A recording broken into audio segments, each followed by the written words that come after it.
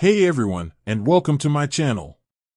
Today, I'm going to be talking about the interest rate for Poppy Bank's online savings account. But before I dive into the specifics, let's take a step back and talk about why interest rates are important. Why interest rates matter. Think of interest rates as the rent you pay for using someone else's money. When you deposit money into a savings account, the bank is essentially borrowing that money from you. In return, they pay you interest, which is like rent for using your money. The higher the interest rate, the more money you'll earn on your savings over time. This is why it's important to find a bank that offers a competitive interest rate. Poppy Bank's interest rate. So, what is the current interest rate for Poppy Bank's online savings account? As of date, the interest rate is %. This is a competitive rate compared to other banks, and it can help your money grow faster. Other factors to consider.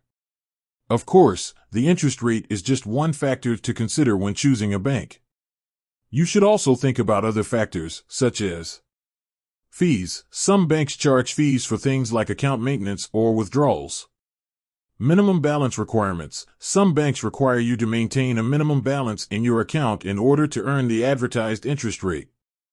Accessibility. How easy is it to access your money?